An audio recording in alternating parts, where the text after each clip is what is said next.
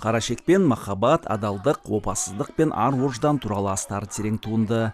Автор спектакль арқылы бүгінгі қоғамның шынайы бейнесін көрсетуге тырысқан. Кейіпкерлердің барлығы аңқұс, адам кейпінде жүрген малшы ғана. Ол өзіне адал қызмет еткен ит тұзардың еңбегін бағаламай, тек жұмыс құрал ретінде ғана көреді. Өмірде де жиі солай болып жатады, дейді спектакль авторлары. Басты рөлдердің бірін Қазақстанның халық әртісі Лидия Каденова сомдады.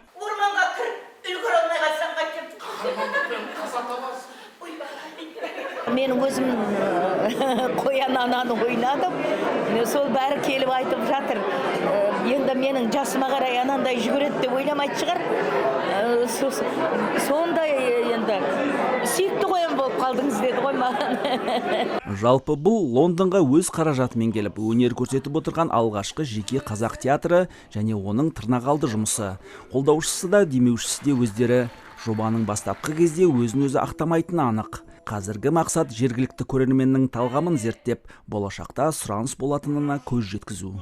Art Stage деген театр құрылып, мінекей оның миссиясы шетелде, Еуропада, Британияда қазақ театрын таныстыру, қазақ театр актерларын, жалпы актерлардың кәсіби шеберлігін көрсету. Осында бізде өте көп біздің бауырластарымыз, қандастарымыз бар. Қазақ халқы бүгін көрдіңіздер, өте тамаша, риза болды.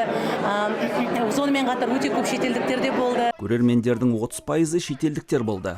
Олар қазақша түсінбесе де, жоғарыда ілулі тұрған экран арқылы тәржімасын оқып отырды. Кәсіби актерлердің шеберлігіне тәнті болғаны соншалық, кейде аударманың қажеті де болмады. Өнерді ерекше қадірлейтін халық спектакльді шын жүрегімен қабылдады. To have a play focused around animals was first of all unusual for me, and secondly really charming. I thought the actors did a fantastic job pretending to be, hares and dogs and crows and wolves. And it was very energetic as well. No, I thought that was wonderful. And I think it's very important that we should have things like this to see in London. Why? Because it shows us another culture that we don't know very much about. An enormous country. And I know China who put it on and how much effort went into it. Спектакльдің соңы шағын концертке ұласты. Қазақстандық өнер майталмандары жанды дауысты ұлттық әндерімізді орындап, бай мәдениетімізді танытты. Сондай-ақ аққудың табиғи сұлулығын, қасиетін, нәзіктігін би пластикасы арқылы жеткізді. Қыз ұзату рәсімінде көрсетіп, ұлттық хореографияның терең мәнін аша білді. Ғалымжан Қараманұлы, 24 KZ, Лондон.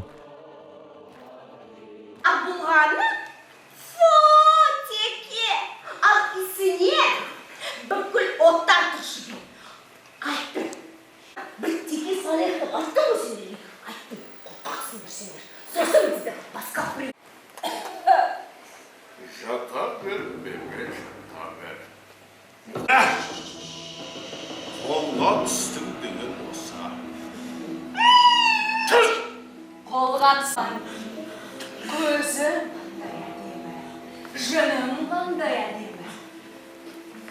Ажыратам келеді.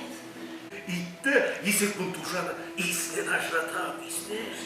Бұл менің иісім. Жалда? Жоқ, сен жай ғана қой емессің, сен қозысың.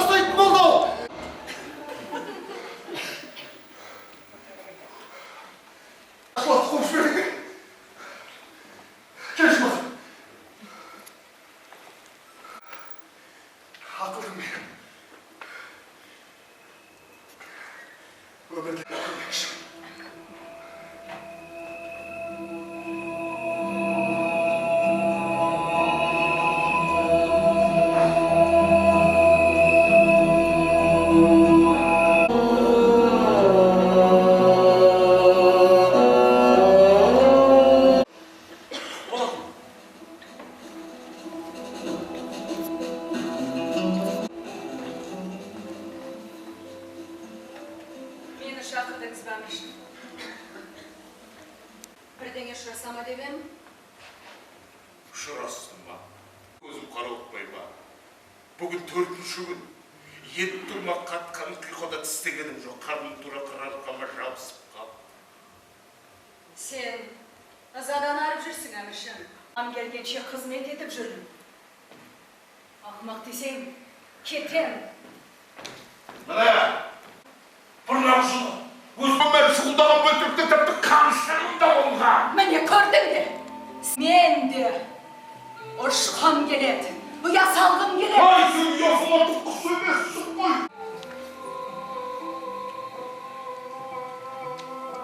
Кес. Біріне сол ойлап шықтым.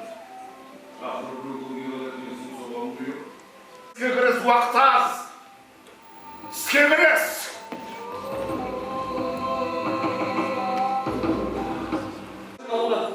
Бірақ ағашым, қоян зым-зия жоқ, қабылмай жатыр. Тез сауға өкпен құлағының болса да сүйрек.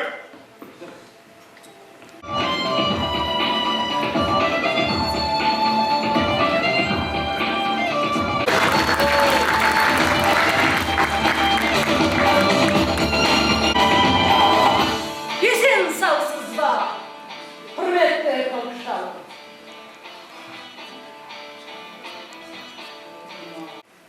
Әлде аңшының оғы тиді ме?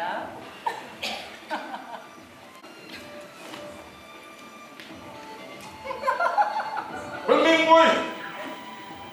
Қазір барлықтарын бұлттарын бірдей шал. Қасыма әлі түлкі қонбаған. Қызғын. Сен ұрысың. Есіңде ме? Мен саған жолдың жиегінде жатқан есектің өлексесі туралы айтқаным.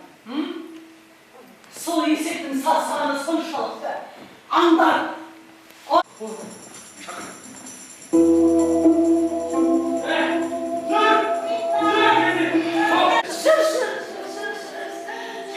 Неменеге шындайсың, тісің түсіп қалған ба? Шақырдыңыз ба? Көп күтуге тура келді сені. Хабар күтпеген жерден келдім. Есімнен тапқаны жасадым. Енді мен дайынмын. Міне, жеңіз, міне болсым. Тек бір өтінішім бар.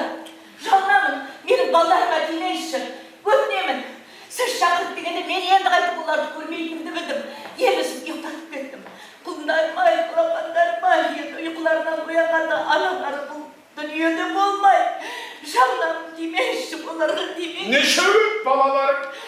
Балаларым бар. 3 жыл, 4 ұл бір қыз. Я сондай сүйкімді.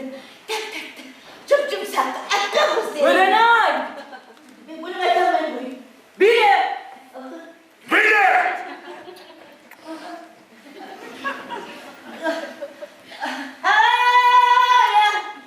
Балаларым балда басып айналып, мен болам алшырым. Аудасам да шалғанға, жарысам да жайлауда. Ұмытпауға ешқашан. Қатер барым қайда да. Қатер шын. Жемейміз деймін.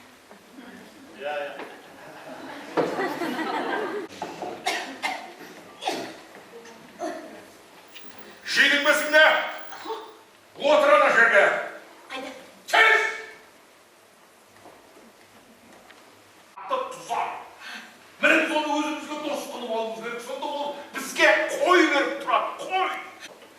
Орманға кіріп үлгіре алмай қалсам қайтем. Қармандықпен қазатамазсың. Ойбай.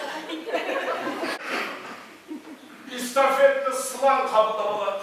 Мен? Я сен құйрығының барлық өнерін көрсетеміз. Қалыңдығын көрсетеміз. Қалыңдығын. Ол кім? Қалыңдығы көкшодан болады. Көкшулан болса, көкшулан болсын. Сылаң! Мен де далада қалмаспын. Білмейшім. Қазір ешкім көрмейді, әміршім. Мен сізге мынаны айтсам ба деп едім. Осы маңнан, бірақ сіздің керемет жоспарыңыз сол. Бишара! Қойдардың тұяғына тақпалып өліп қаласың. Оның үстіне саған тұсарды көз сала қойса жағдайда чемпион қуып жете алмай. Дастархан дайын ба? Дайын, я, бірақ оның қажеті бола қойды. Болады! Ұшып жеткен сияқтымын, ұшып. Ай, қалғандар қайда? Анда, қалғандар анда. Ай, қайда анда айтсамшы күлдіре. Әй, өзімді күшті мынау. Қоянға кім жетімші. Қалды бәрі шаң қалды. Ай. Мен оны алдап кеттім. Мен оны ит қылып кеттім. Енді кімдегім бері қорқақ десе, тұмсығымзым. Қасеке, тапсырмаңызды мүлтіксіз орындадым. Сіз үшін басымды өлімге де тіктім, орманға да тығылдым. Тыларға. Енді тұсар қайда? Мен оны орманға дейін әкелдім, міндетімді атқардым. Жалғыз. Мені қошайын.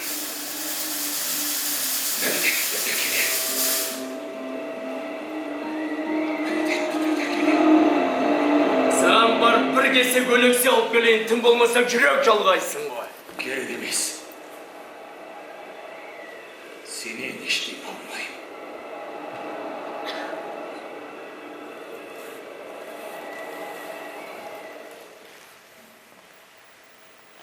Сендей, ол иттің Менің балаларым сол.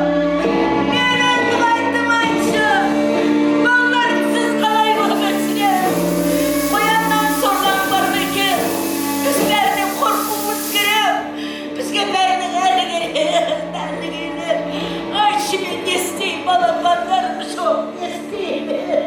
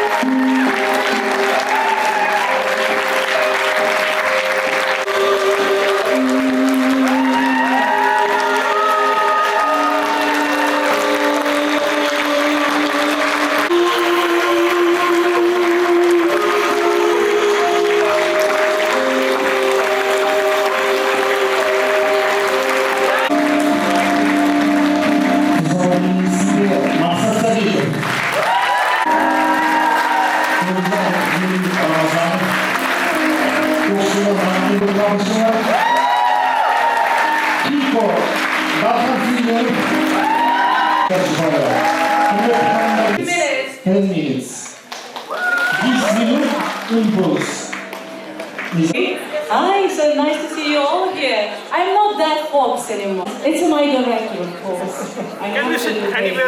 Hello. Мына әфсана деген жанр біздің шығыс халқына өте тән жанр. Сондықтан мен ойлаймын, әфсанадағы ойларды қайталайтын болсаңыздар, адамзат қошемет таппайды. Yeah, this is probably more sort of common ground. Because that philosophy, more we watch this sort of the performances stuff, I think we will be, I would say, more. Жеті сіздерге арналған ән шашуымыз бар, соған кезек берейік, кішкене сергейік.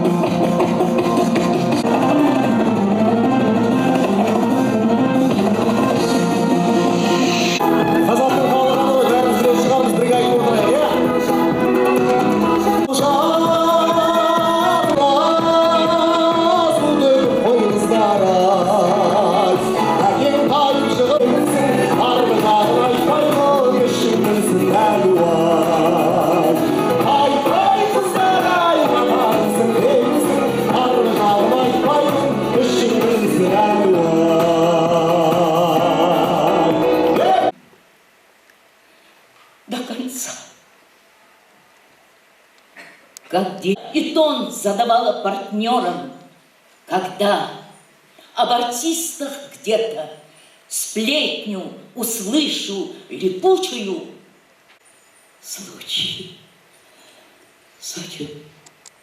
задумчивый голос парижских каштанов в окно заглянули ко мне.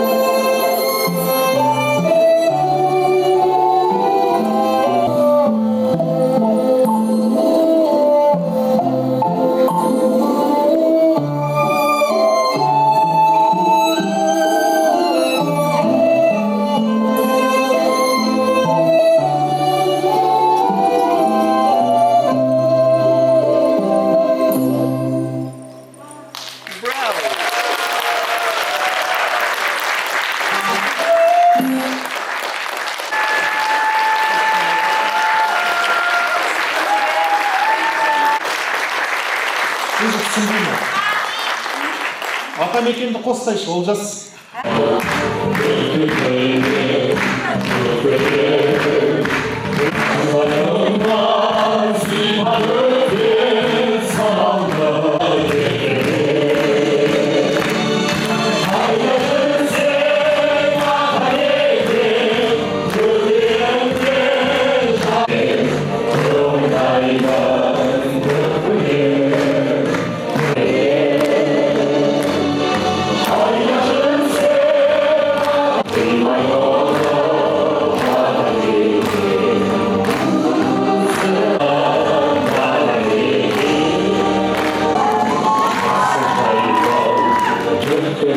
I have to say, I thought it was really charming.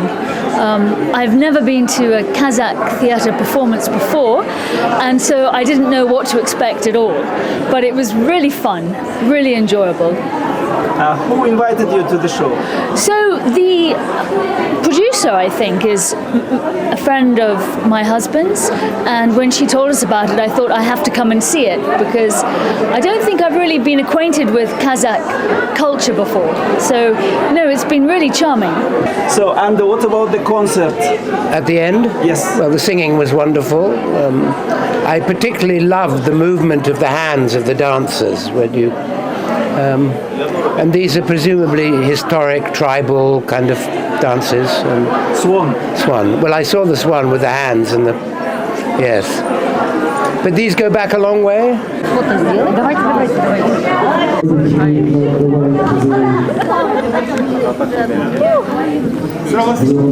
Пожалуйста.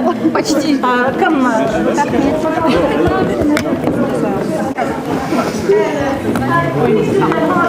Дорогие зрители, пожалуйста. Пожалуйста. Ең алғаш осындай бастама деп ойлаймын, өйткені қазақ театры жалпы Ұлыбританияда өз бетімен келіп, осындай әлі сахнада қойылды деп айта алмаймын. Бұрын соңды осылай бастап көрейік. Я арты қалай екен, осында бізде өте көп біздің бауырластарымыз, қандастарымыз бар. Қазақ халқы бүгін көрдіңіздер, өте тамаша, риза болды. Сонымен қатар өте көп шетелдіктер де болды. Біздің өнерімізге тәнті болып, яғни сол қазақ театрының, заманауи театрының қандай екендігін біз көрсете білдік деп ойлаймын. Бұның демеушісі кім? Бұның демеушісі енді айтар өзім, өз жанұям, артындағы отбасым, барымызша мүмкіншілігімізді енді салдырдық. Жалпы театр әртістері туралы айтып. Ал театр әртістері біз енді осыған жобаға орай кішігірім алғаш енді The Art Stage Theatre деген Ақкенже Әлімжанмен қосылып осындай бір театр құрдық. Сол театрдың астында жаңағыдай біз ешкімге тәуелді болмау үшін осындай әртістерді шақырту арқылы осы спектакльді алып келіп отырмыз. Жалпы бұл өзін-өзі ақтайтын жоба ма, әлде жоба деп айта алмаймын, бірақ мен бұл қадамға барғаным бәрібір де таныстыру, мысын басып көру астында бастадым. Сондықтан да мен өкінбеймін, өте өзім үшін де мен мысалы мақтанамын үшін, ал ары қарай сұраныс болатынына мен қазір көзім жетіп отырған сияқты. Осыдан тоқтау болмау керек, жалғасу керек. Қазақтың театр өнері, қазақ өнері әлі де кеңінен жайыла беру керек. Жалпы неліктен қазақ өнерін шетелдіктер арасында насихаттау маңызды? Қазақ өнері шетелдіктер арасында маңызды, неліктен маңызды? Жалпы Қазақстан білесіздер, көп жағынан маңызды. Спорт, өнер өте танымал, саясат жағынан да еліміздің жалпы көп жақсы жағынан біз енді бір биіктікте тұрмыз деп ойлаймын. Соның қатарында менде театрдың осы жанрын қосқым келді. Сол одан ары қарай мысалы киномызда енді болып жатыр ғой, Netflix болсын, тағысын. Бірақ театр өнері ол тірі организм, тірі келіп көрсететін прогресс. Сондықтан да бұл оңай емес, бірақ тұрғанмен де сол айтып жатыр, мысалы бүгін бұл әпсана ғой, мына шетелдік достарымыз көп келді. Бүгін 30% шетелдік нағыз осы тұрақты шетелдіктер болды десем қателеспеймін. Бірақ сонда да мына субтитрлар жүріп жатты. Бірақ айтып жатыр, субтитр да керек болған жоқ дейді. Мына әпсанаға өзінің жанры болғандықтан ба біз түсініп отырдық, тек қарап отырдық, өте ұнатып қабылдады. Маңызды деп ойлаймын. Рахмет. Рахмет, айналайын. Бірінші рет келіп жатқаныңыз? Бірінші рет. Негізі мына Европада бірінші рет болуым. Осы уақытқа Мен ел аралаған жоқпын ондай. Жалпы театр өнері осы Англиядан басылады дейді. Уильям Шекспир бар. Сол туралы не айта аласыз? Енді өнерді өте сүйетін халық екен. Кеше мысалы Димашымыздың концертінде қандай. Бүгін біздің театрға келіп, тілін түсінбесе де анау жазудан барлығын оқып, шын жүрегімен қарсы алып отырған халықты көрдім. Өнер өте бағалайды екен.